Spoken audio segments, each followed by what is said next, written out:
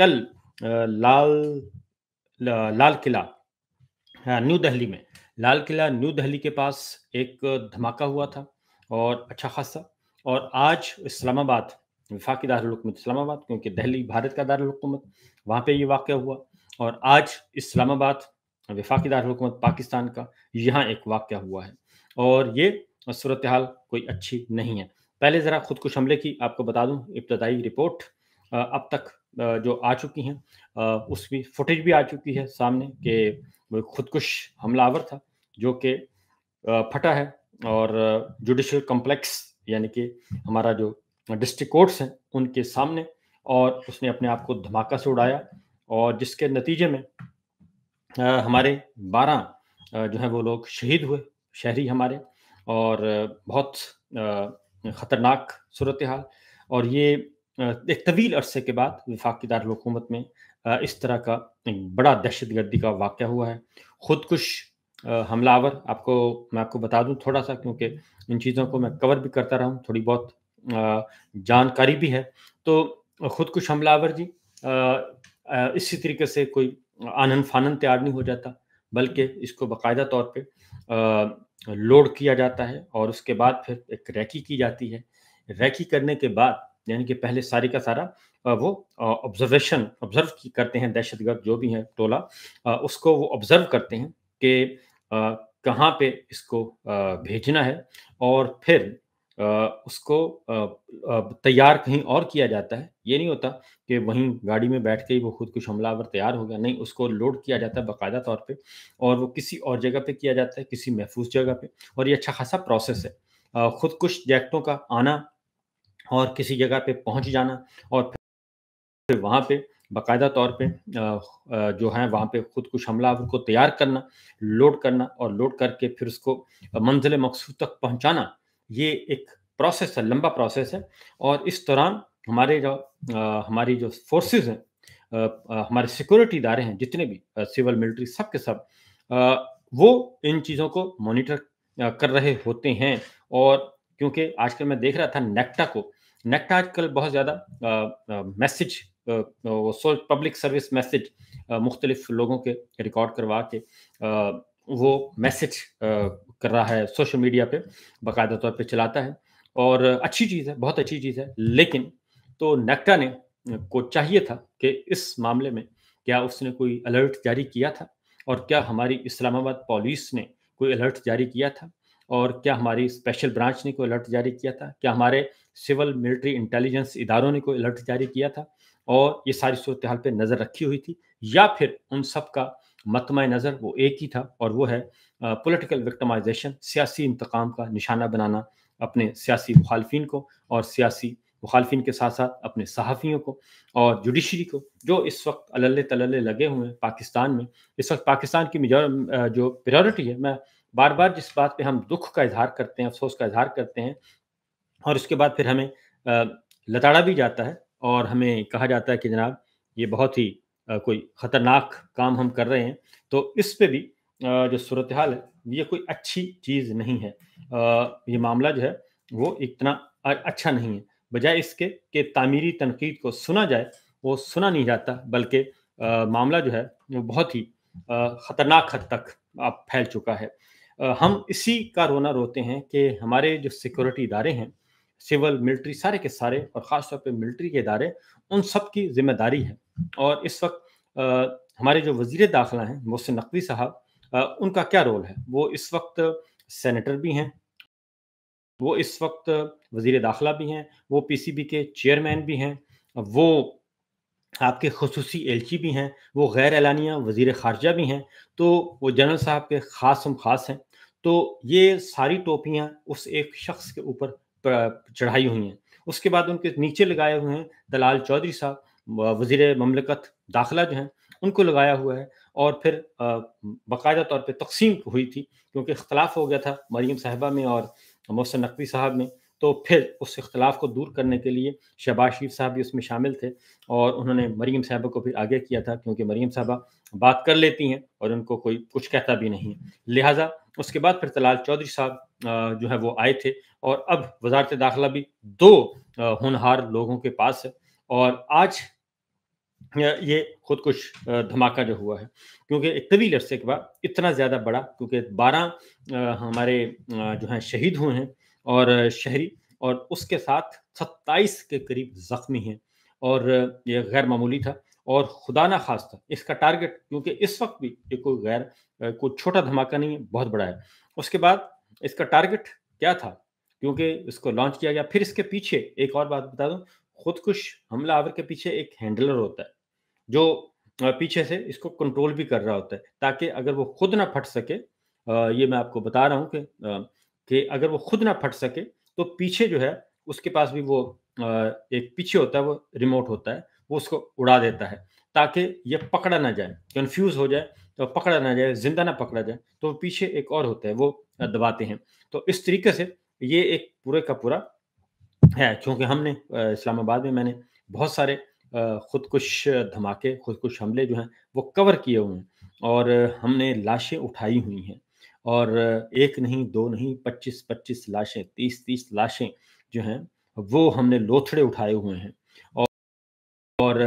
ہسپتال میں بھی ڈیوٹی دی، اور اس کے بعد ایونٹ پہ بھی ڈیوٹی دی، اور بڑے بڑے جو خودکش حملے ہیں میں آپ کو بتا دیتا ہوں، ایک بری امام کا ہوا تھا اور وہ بہت خوفناک تھا۔ اس کے بعد ایک میلوڈی پولیس کو ہٹ کیا گیا تھا، پھر لال مسجد کے پاس ہوا تھا، پھر آپ پارا میں ہوا تھا، پھر کچہری میں ہوا تھا، پھر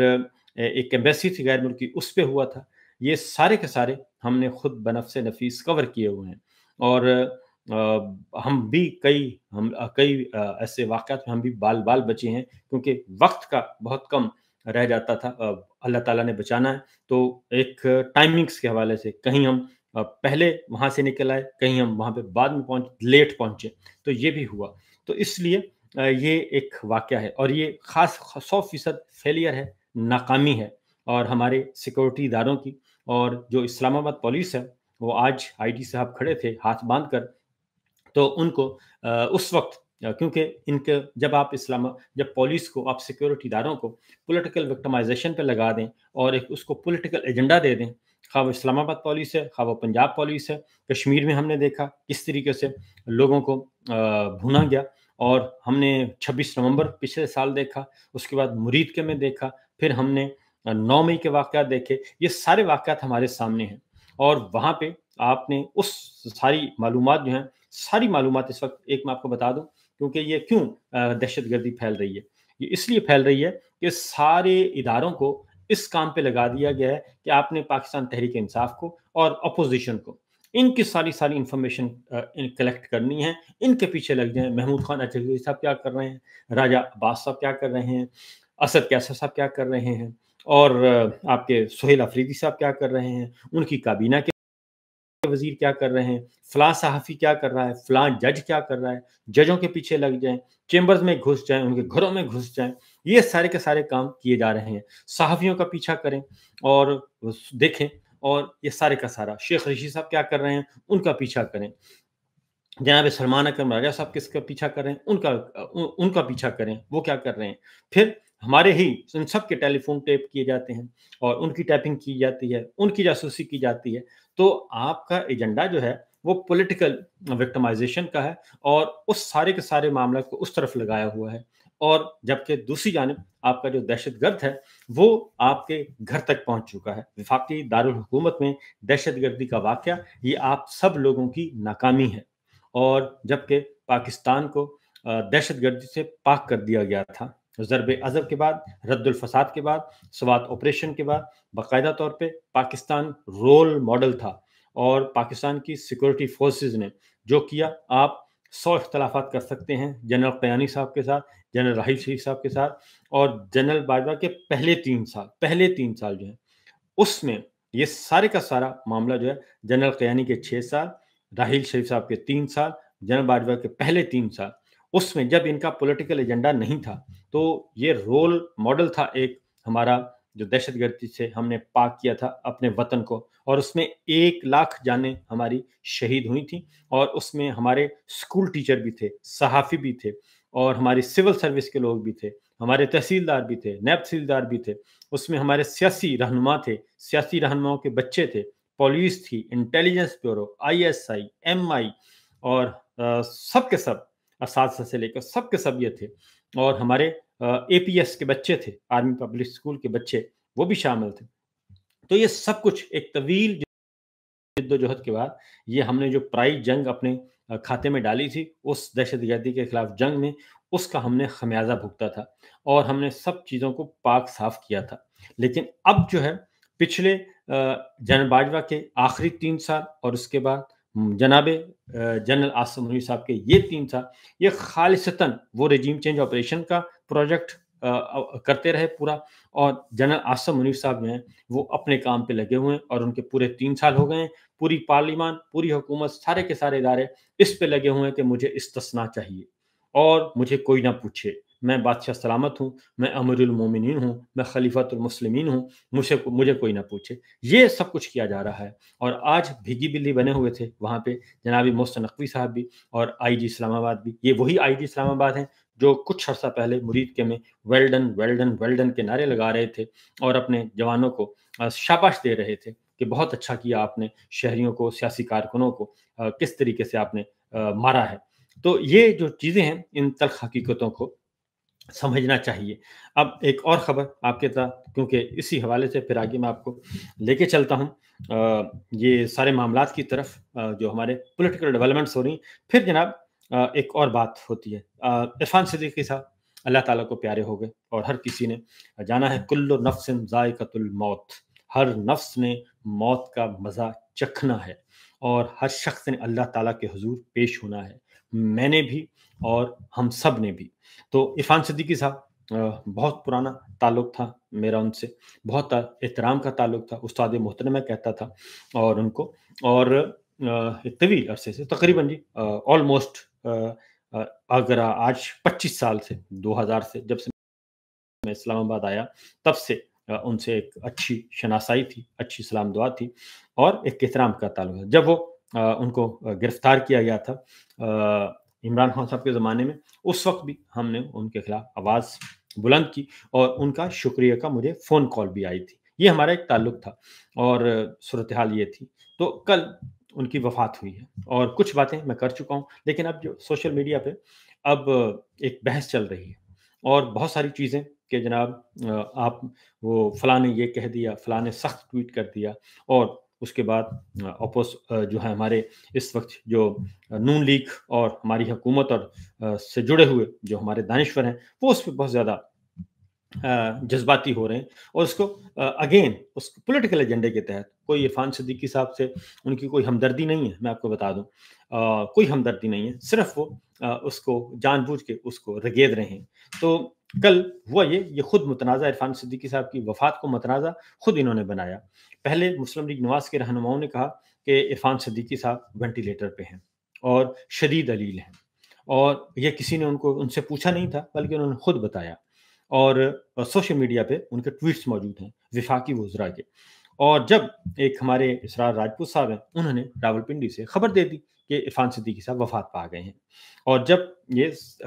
کل کا ایونٹ، کیونکہ یہ کیوں معاملہ خراب ہوا کہ عرفان صدیقی صاحب وفات پا گئے ہیں، اس کے بعد ان کی تردید آ گئی کہ نہیں وہ وفات نہیں پا گئے۔ تو بات پھر اسرار راجپوت صاحب نے فوراً انہوں نے اصرار کیا کہ میری خبر بالکل درست ہے۔ انہوں نے ہاسپٹل سے یہ خبر دی تھی کیونکہ ہاسپٹلائز تھے، اور اب پتہ چلا کہ ان کو کینسر کا عارضہ لاحق تھا، 2 مہینے پہلے ہی ان کا یہ کینسر کا مرض جو ہے وہ تشخیص ہوا تھا، اور پھر 10 دن پہلے ان کی طبیعت بہت بگڑ گئی تھی۔ یہ بشارت راجہ صاحب ہیں، ہمارے سینئر کورٹ رپورٹر ہیں، انہوں نے بتایا، اور انہوں نے کہا کہ مجھے 10 دن پہلے کال بھی آئی تھی لیکن پھر وہ چلے گئے۔ تو وینٹیلیٹر پہ وہ تھے، اور اس کے بعد ہوا یہ جی کہ تردید آ گئی اور اس کے بعد بات ختم ہوگی۔ پھر رات کو پھر کہا گیا کہ نہیں جی وہ وینٹیلیٹر پہ نہیں ہے، اور یہ بھی مسلم لیگ نواز کے وزراء اور ان کی فیملی کی طرف سے کہا کہ جی وہ وینٹیلیٹر پہ نہیں ہے، آکسیجن ان کو لگی ہوئی ہے۔ تو آئی تھنک جو مجھے لگتا ہے کہ جو اس سٹیج پہ کینسر کے پیشنٹ ہوتے ہیں ان کو انفارم کر دیا جاتا ہے، جو مجھے ایک ذاتی انفارمیشن کی بنیاد پر بتا رہا ہوں کہ ڈاکٹرز ان کو انفارم کر دیتے ہیں کہ آپ کی لائف اتنی ہے، تو اب آپ نے بس سکون سے وہ ہلکی پھلکی میڈیسن دے دیتے ہیں کہ آپ سکون سے اب اپنے رخت سفر باندھیں۔ اور جو لالچ نہیں کرتے ڈاکٹرز، کیونکہ آج کل ڈاکٹرز لالچ بھی بہت کرتے ہیں اور کمرشلزم بہت آ گیا، تو وہ زبردستی ٹریٹمنٹ بھی شروع کر دیتے ہیں اور اچھا خاصا بندے کا ستیاناش کر دیتے ہیں۔ بہرحال تو یہ بھی ہوا۔ اس کے بعد رات ان کی